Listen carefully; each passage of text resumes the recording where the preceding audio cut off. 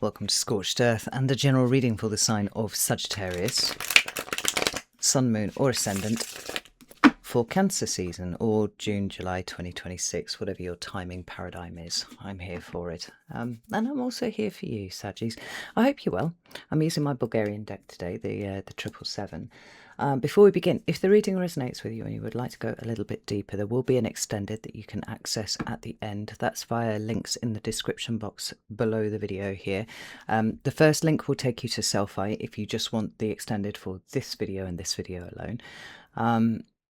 But alternatively, if you want to see more of the extended content that I do, which is a lot, you might consider coming over to my private community, which is the Order of the Phoenix on the Circle platform. I'm running a week's free trial, so you can try before you buy. There you can get access to all of the extended content for all of the signs every month, obviously. But you also get access to the weekly energy readings that I do, which run to anywhere between 45 minutes up every week, depending on how intense all the energy is.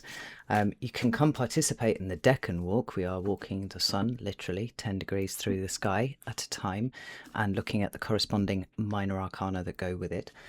And if you join at the higher tier, you can come participate in the live classes that we run over there on all sorts of modalities. So if that sounds like it might be of interest to you, you know what to do with those links.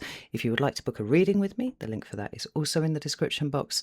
And finally, if you've always wanted to work with me to learn the tarot, but you don't have time to, or you don't have the resources to commit to coming to join the private community, I have actually made some other classes available for sale in the webinar section on Selfie. So I've just put a handful up, but if they might be of interest to you, then you know what to do with that link too. So, Saji, let's have a little talk about what we're going to do here today. The first thing we're going to do is ask the same question that we've been asking all year, the most important question to ask yourself in 2026, which is, where am I right now? That's going to be across the top. In the middle, inspired by the Deccan walk, actually, somewhat, we are going to be looking at what needs nourishment or emotional investment at this time. Now, it could be your relationships, not just your most intimate sexual romantic relationships, but all of your relationships. It could be you. It could be a certain situation. We won't know until the cards hit the table. Certainly, we're looking at ideas of reciprocity, give and take, and kind of those things that we feel. God, what do we feel? We feel are significant. Let's put it that way. And then we'll close out finally with the second most important question that you can ask yourself in 2026, which is simply, what is the next step? Don't need to think about anything else. It's just that. In the extended, we'll build on whatever's come out here and dig into what you need to know about that. So I hope that this is okay for you. This is what I have. So let's have a look. Where is Sagittarius right now, please? 10 of Cups reversed, 9 of Pentacles in the upright, and the 9 of Wands, which is a Sagittarius card right there. It's interesting, there's 3 nines on the table now, if we include the shadow card at the bottom of the deck here. I've got the 9 of Cups down there, 9 of Pentacles in the middle, and the 9 of Wands. And these are significant because for me, the 9 of any suit represents the individual management of that suit, right? So in the case of the 9 of Pentacles, we've got, how do you manage your resources? And I'm not just talking about your money. I'm talking about your time, your care, your effort, your love, your attention. That's a big one. Are you managing it well, or does it need a little bit of work? In the 9 of Wands, we have everything related to action and experience, including boundaries, right? The boundarying, oh, this is not really a word, is it? I'm just making them up as I go along. The setting of boundaries around, say it like that, one's energy, time, care, attention, your physical force, your vitality. And then in the case of the 9 of Cups, we have not only the management of your emotional state, so we're talking about emotional regulation, but we're also talking about what steps you are taking to take yourself closer to your to a state of fulfillment. The Star card sometimes has a little bit in common with the Nine of Cups, in so much as in both instances we talk about them representing the highest hopes, goals, dreams, and aspirations. But whereas the Star sits on the horizon and kind of, draws you towards it, the Nine of Cups is the things that are within your remit to control. Are you following them such that they are taking you towards your highest hopes, goals, dreams, and aspirations? Or are you doing something else? And where you are emotionally dysregulated, you are, most likely not likely to follow follow a path towards your the highest expression of yourself. So we have three cards that are absolutely focusing on the self. And I do seem to recall last month, no, I did exactly last month. Excuse me, sorry, I've got a mozzie bite on my shoulder and it's driving me absolutely insane. I made the observation that you seem to have forgotten who you were, Sagittarius. And I was interested to see quite a bit of kickback in the comments section, which seemed to be confirming exactly what I was saying, whilst simultaneously trying to disprove it, which was really, really interesting. Nevertheless, this seems to be very self-focused, as it should be at this time. But I don't know if you are necessarily getting the answers that you want from the world at the moment, because this Ten of Cups here, which represents the end, it represents the emotional structure within which we find ourselves nourished. So whether it's the family dynamic, or whether it's friends and community and whatnot. The Ten of Cups is a tricksy card. I'll be honest, it is a tricksy card, in so much as the capacity for suffering is inbuilt in there, and it's not in the ending of things, it's in the resistance at the endings of things, right?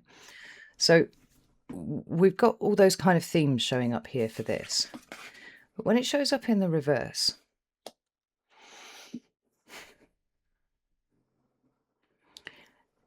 there's a sort of denial of the endness of something, right? Not quite in so much as the resistance, but even the denial of the need to recognize resistance, or recognize where we're kind of giving way into the new. You feel to me separated, Sag.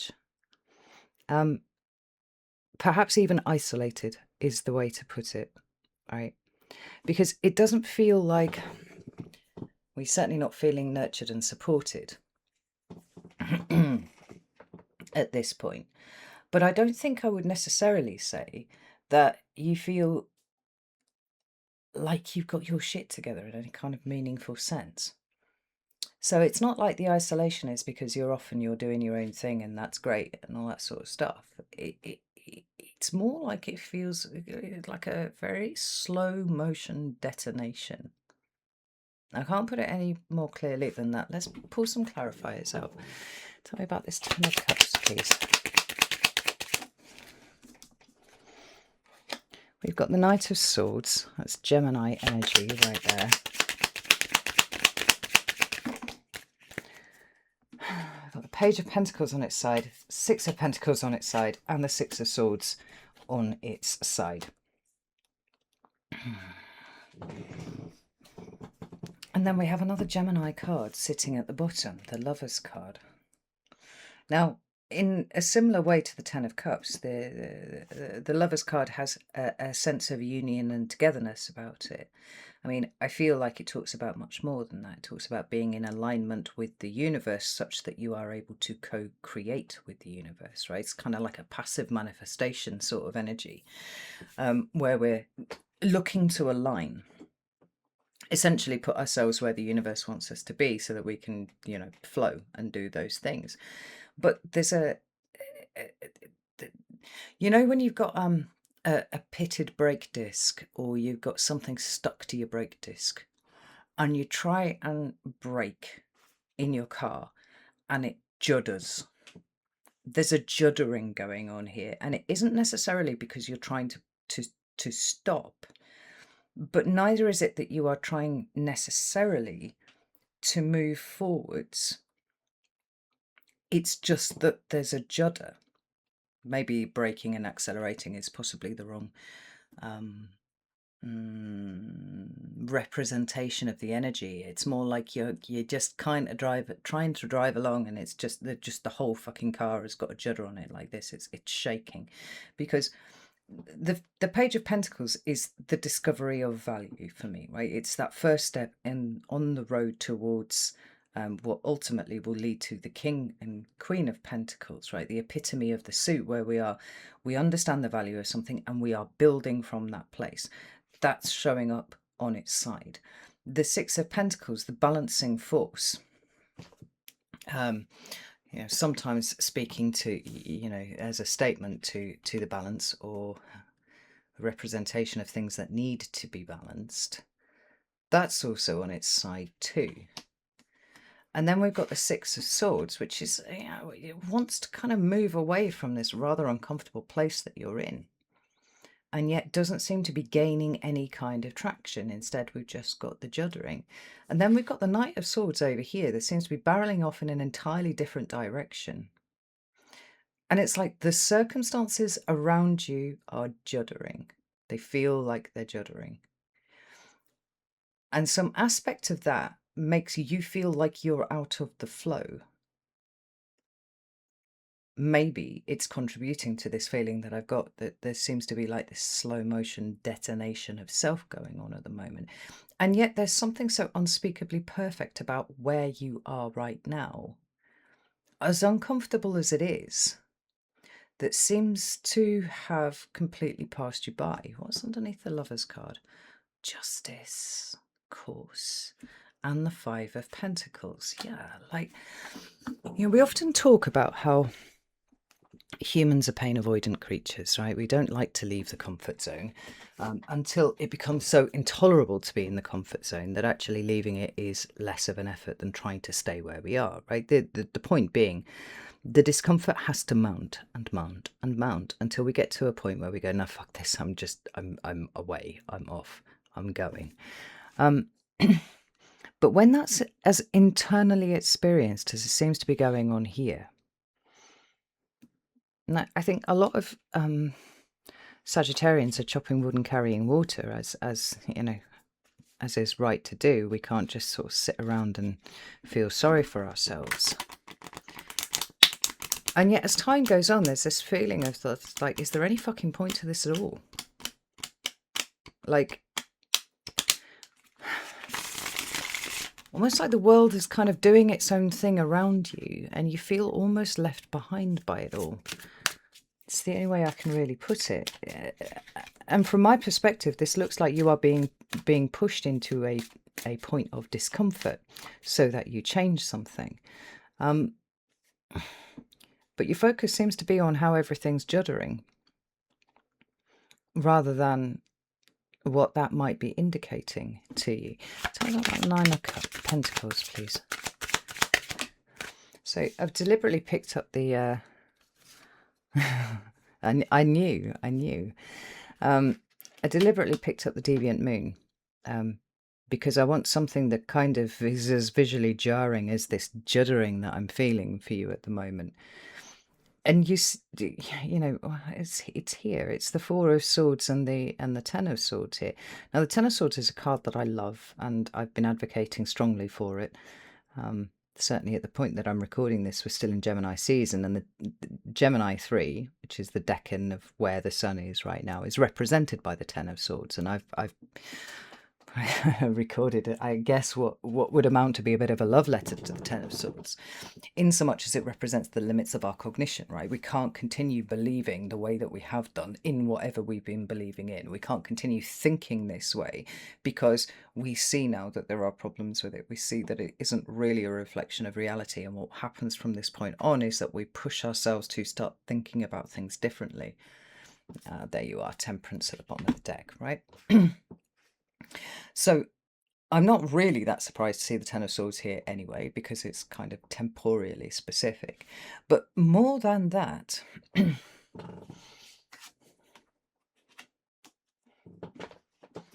what is interesting about this is the stasis of the Four of Swords. which is actually a point of integration, and because we're integrating the information that's come from the Three of Swords, and thus by extension kind of healing in that integrative space. Again, making up words here. Where we have a new foundation for what we think, which is comprised of more truth than we were dealing with necessarily before. But it's showing up in tandem with the Ten of Swords, which kind of makes me feel like this is a protracted moment of trying to hold on to one particular way of seeing the world, right? One particular set of thought processes that one has had.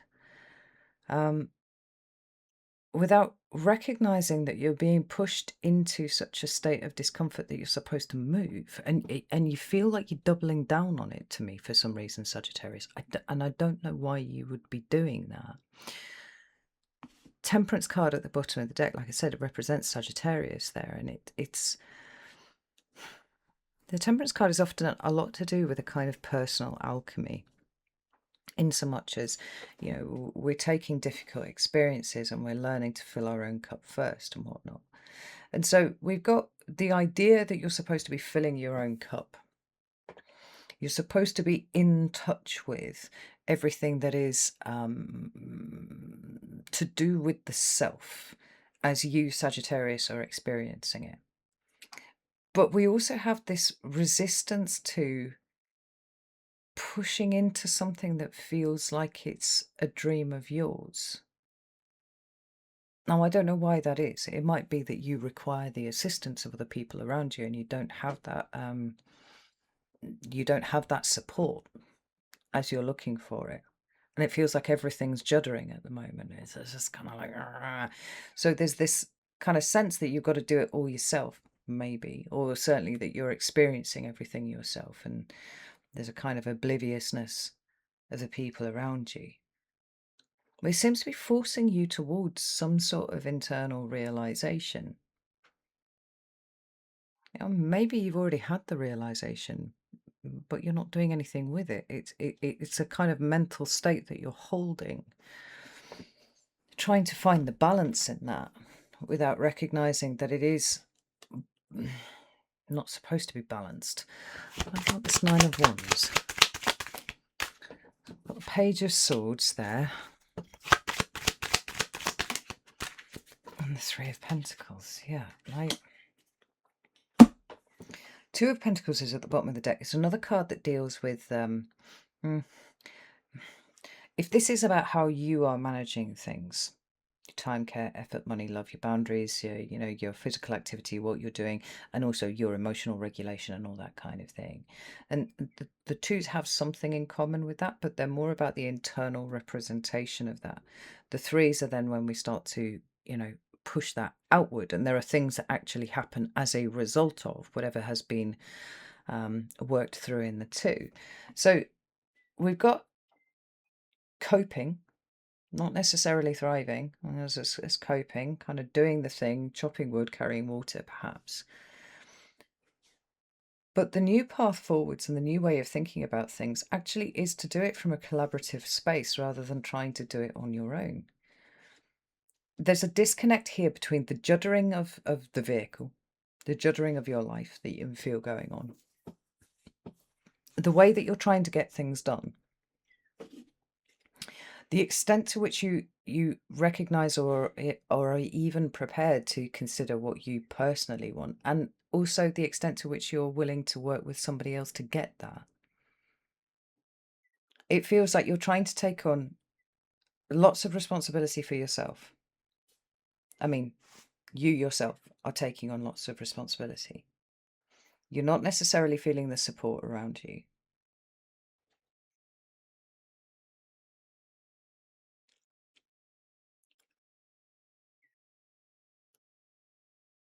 Intellectually, you're going off in 15 different directions. There's no synthesis here, Saggy. It feels really, really scattered. It's underneath there, 10 of 1. Well, yeah, touche. You're feeling really, really scattered.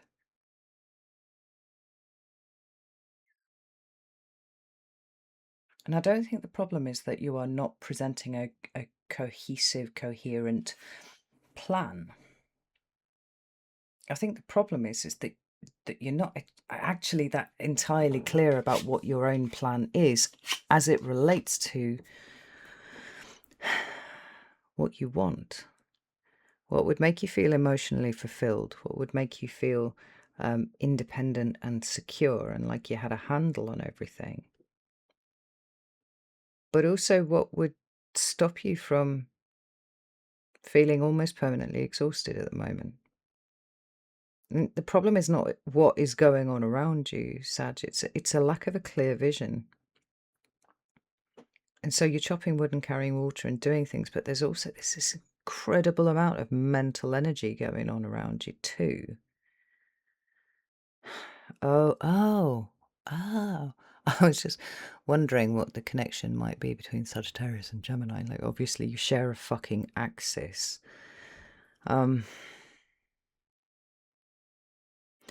Which is interesting because, at least by house, anything that you have in Sagittarius is currently being opposed by Uranus in Gemini.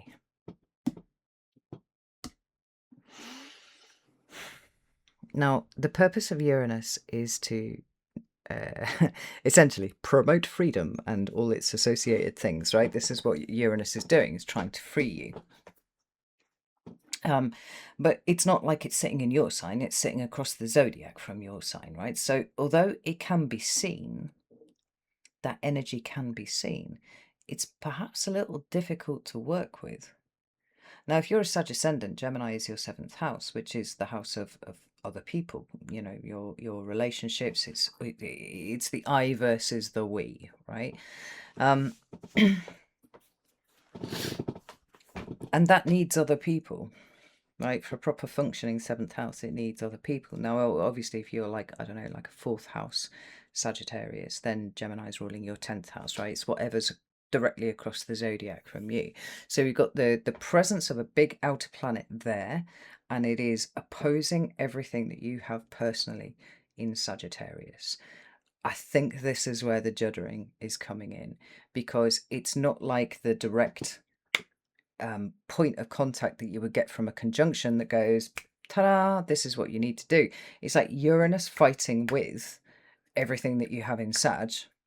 And even, you know, maybe you might have some placements in Gemini, and so, you know, there might be stuff that's kind of freeing up over there. But this juddering, this discomfort, it feels like a kind of message delivered over a distance from Uranus going, there are things here that are not right, and until you tune into you specifically, and doubly specifically in terms of what it is that you would need to feel fulfilled, then the juddering will continue. It's just going to be all judder. Because it's insufficient to recognize simply where things are wrong. We have to replace it with a desire that we actually have for you know, how we want things to change. And I don't know if I'm necessarily getting the vibe of change off you, Sagittarius. That's the thing. It's like you're stronking it out, as my kids would say. Which is fine. I mean, that's you know, totally legitimately an approach that one can take. But if the energies of the moment are, how can you shift? And then stronking it out and just holding the wheel tighter as everything's juddering isn't necessarily in any way going to represent that way in which things need to change for you. You see what I'm saying, Sag? What needs the nourishment and emotional investment right now? Like, what's the thing here, please, for Sagittarius? What do we need to know?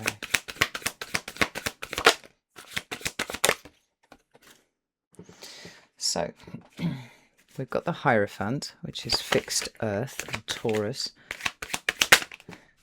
We've got the King of Cups.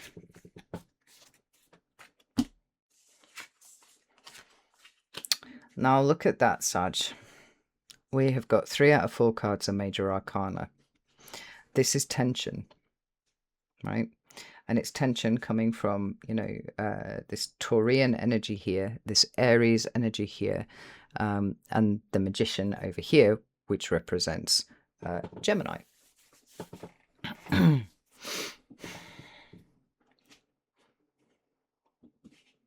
Chiron has literally just moved into Taurus.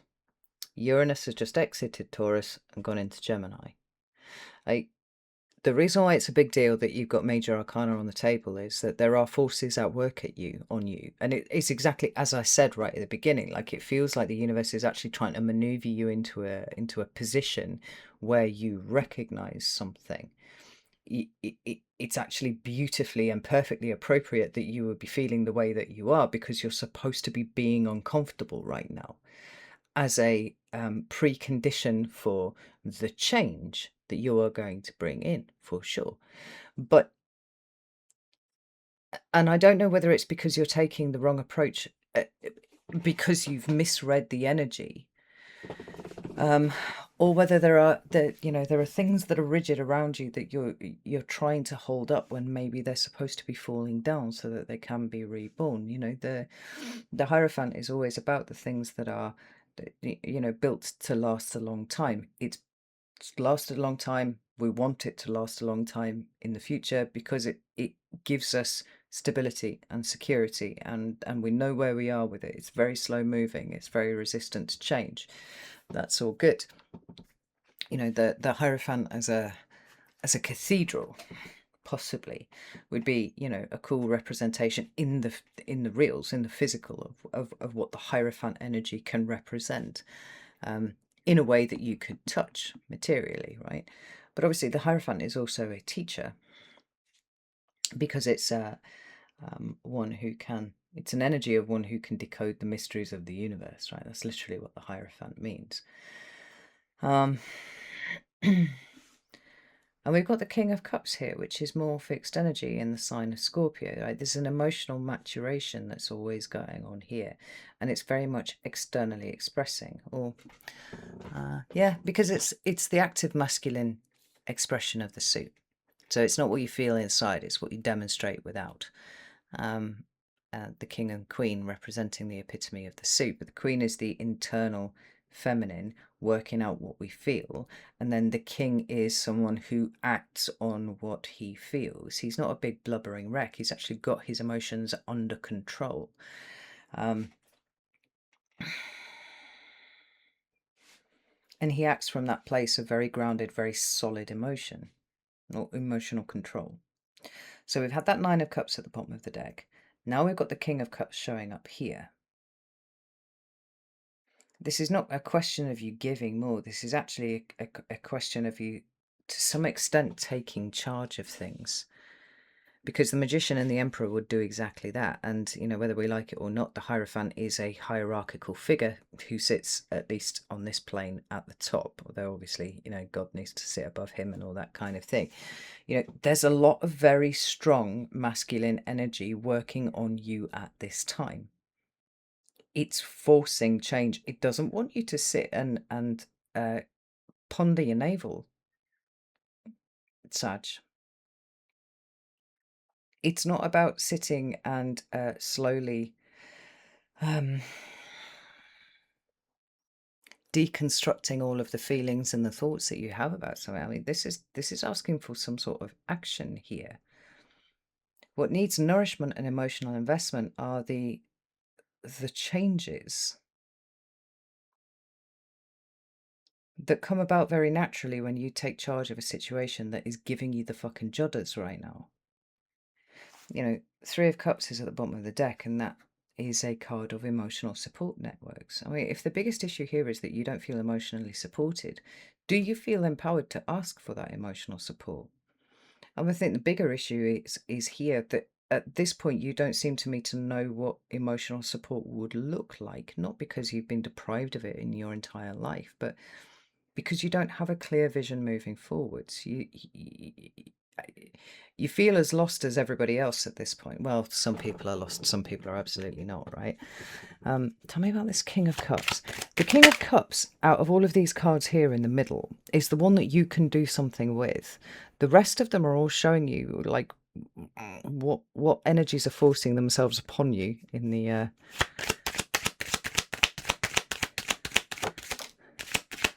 Five of Swords, Five of Swords, Eight of Swords. You're stuck in your head. Absolutely stuck in your head at the moment.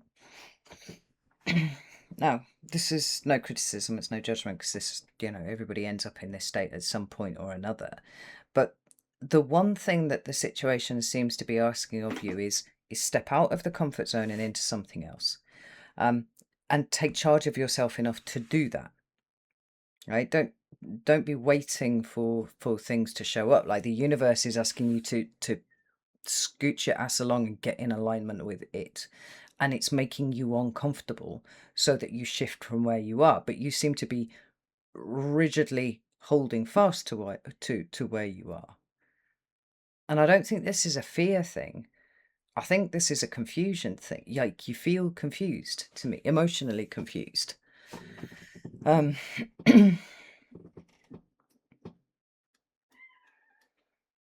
it could well be that the internal GPS just isn't functioning properly at the moment. I mean, that wouldn't be a surprise at all. I think a lot of people are having a similar sort of experience.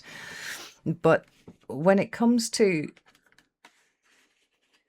what needs some nourishment and emotional investment, I think the biggest thing that could represent that for you, Sagittarius, is actually asking for some... Actually fucking just asking for it. It's asking for the support. Like, we've got one minor arcana card here. One. That's within your control. Everything else is what you're subject to. And the reason why this is in your control, and this is where the discomfort is because of the feelings that you have, or the thoughts that you have around this idea of asking for support. No, I mentioned at the beginning about people kicking back in the comments, where they said, "Oh, I know, I've been asking for support and people have just been kicking me in the face." That, with the best will in the world, Sagittarius, that has very strong perception vibes about it. Like, is that actually the reality of what's going on, or is that what you are seeing of things? I mean, I can sympathize greatly with the feeling of feeling like you are drowning in your own fucking soup, and you pull up the courage to drop it into conversation with someone that you feel unsupported, or you feel like you're struggling, or you're feeling like, whatever. And the problem is, when you project such confidence, when you project such capabilities, people don't realize you're serious.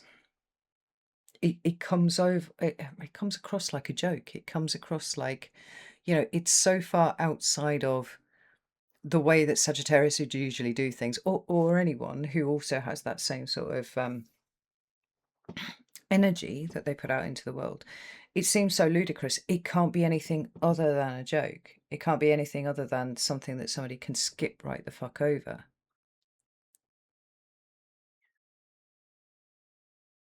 Now, the question of whether people are kicking you in the teeth, or are they just not realizing the extent to which you absolutely fucking mean this, is a matter for each of you individually. But there seems to be some sort of disparity between how you think you're coming across, what you think you need, how you've asked for it, and what is actually making it into the brains of other people. Now, one of the things to point out about Cancer season, I mentioned it in the overview, the thread of Cancer season. If you haven't seen that, you should, because they're companion videos, right? The thread of Cancer season will give you the energetic backdrop, and then this is more Sagittarius specific, right? Oh, what was I saying? Oh, Mercury. Mercury is in retrograde. Almost, I think, for the entirety of Cancer season. So Mercury is already in Cancer, which is not great, right? In terms of really getting across what you're trying to say. But it's also in retrograde too, which is difficult, right? Mercury does not function well in the water signs. So when you're trying to express something deep inside,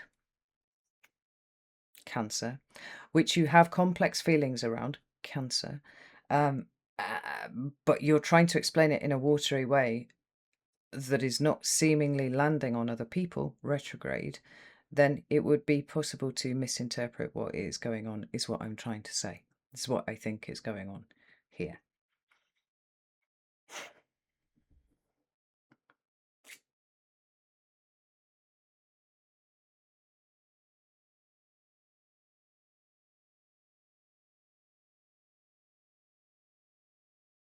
And it's interesting, Virgo said similar things. I've been telling Virgo to ask for help for 2 months, and they're like, I'm asking for help and nobody seems to be fucking listening. The thing is, you've got to weigh up not only the way that you express it, but the extent to which you would even recognize if help came along. Do you know what I mean?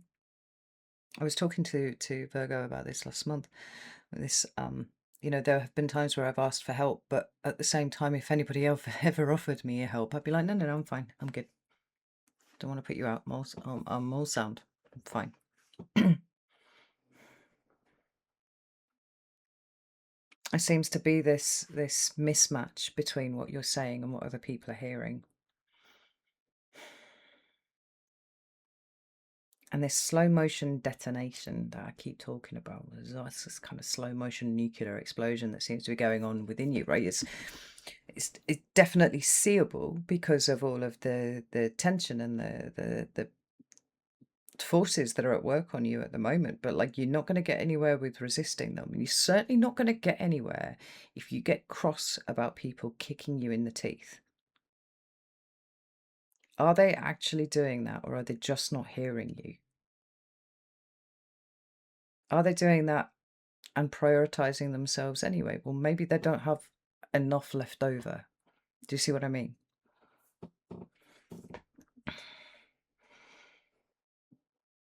Like, you mentally are stuck around the best way to show up as emotionally regulated. And I don't know whether it's you've got issues with the emotional regulation and you need some help with that, or whether it's something else. But there's a mind and feelings battle going on here. The net result of which is your car is juddering really hard.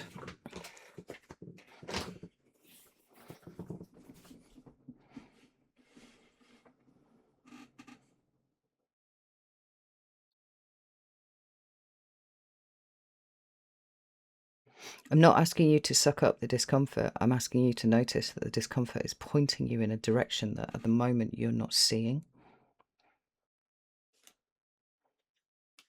And it has a lot to do with the way that you express your emotions. Express, air, emotions, water.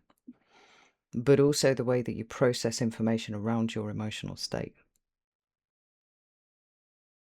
Like, between the Emperor and the Magician, there's a managed reinvention.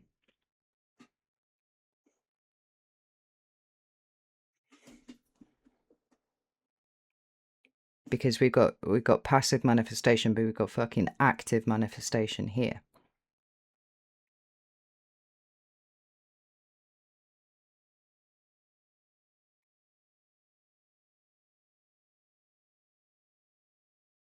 Have you forgotten who you are? Because you've got yourself in a knotty problem inside your head about your own emotions and how you come across to other people, and or not. Now, maybe you haven't considered how you come across to other people. Like, it sounds like this is all a little bit of a shit show, and but it's kind of not, because let's go back straight away to what I said at the beginning. It feels like you're exactly where you're supposed to be, and if you're uncomfortable, that's exactly where you're supposed to be too, because that's what you need to have to bring in the changes. But you have to recognize where you're not seeing the obvious out to this, because the Eight of Swords is is always the ways in which we funnel ourselves into a fucking corner, you know? And it's where we skim over things because we've made assumptions. Things that we've considered to be intractable and immovable. Like, other people are changing. Situation of reality is changing. And in the back, against the backdrop of all of that, like, the way that you do things also has to change a little bit.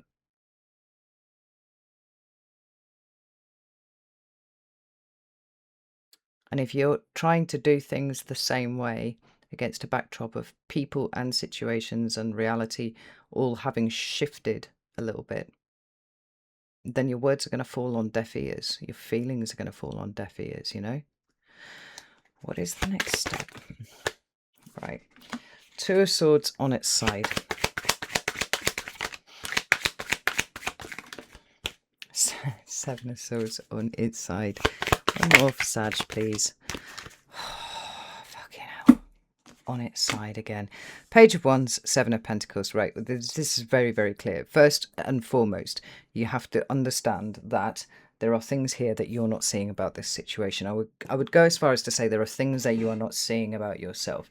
And certainly in terms of the movement from the comfort zone that the Seven of Swords is wanting you to make. So the next step is to investigate prior assumptions and see what it is that's casting a particular projection of reality that doesn't seem aligned with what you need right now. Because there's a skipped step here somewhere, Sag. Like, there's something that you're missing, and I don't know whether it's connection to your own feelings or your ability to be able to express in a way that can be heard.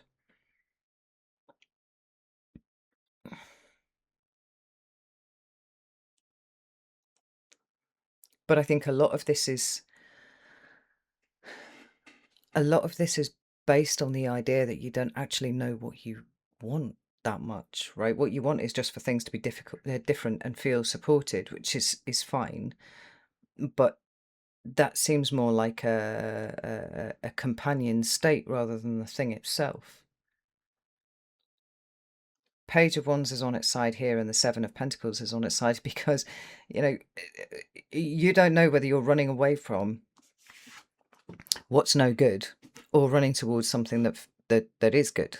Like, I would say as a general point that it's always better to run towards something that feels fulfilling than to try to run away from something that feels uncomfortable.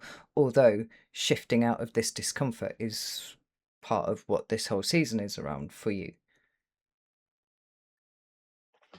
Two of Swords. Why is Two of Swords here on its side?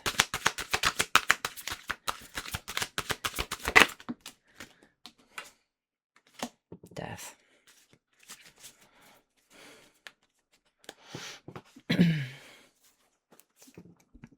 Death is a card of transition and transformation, and it's also, again, another card of leaving a comfort zone.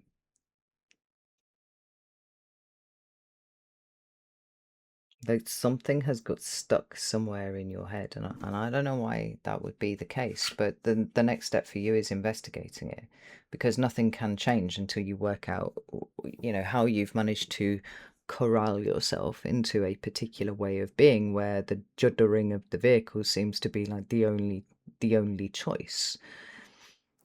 There are as many different ways of seeing this situation differently, reacting to this situation differently, as there are grains of sand on the shore, and yet you seem to be stuck on one thing. It's like all options have been eliminated until one remains, and that's no fucking good because it's a juddery fucking vehicle. You've got to go back and test your thinking about all sorts of things here.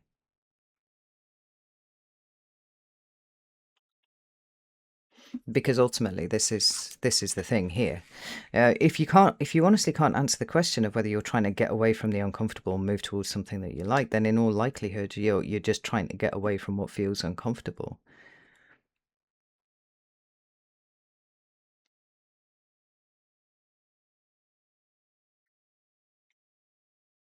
And as much of a ball ache as it is, Cancer season, speaking as a fellow fire sign, I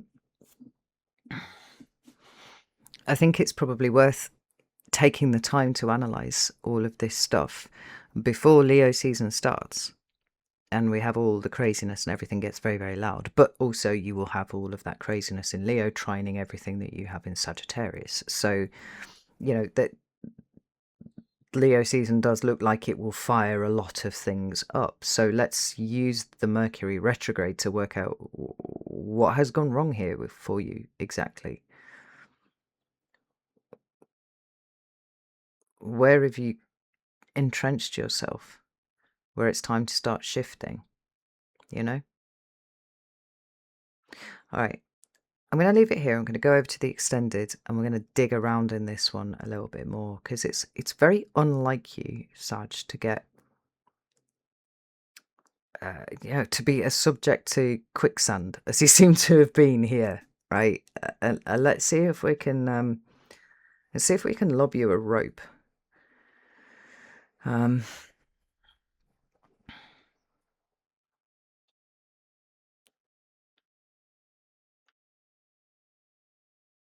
I do think this is part of a shift in consciousness for you.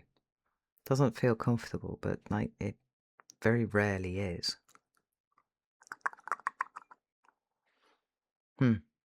Anyway, yes. So I'm going to the extended. You can come and join me on Selfie, or you can join me at Circle. I'd be delighted to see you in either place. If that's not your thing, that's absolutely fine. But I'd like to see if we can, I don't know, I'll find something to fashion a rope and lob it to you in the quicksand. See if we can't haul your ass out a little bit, Sag. All right.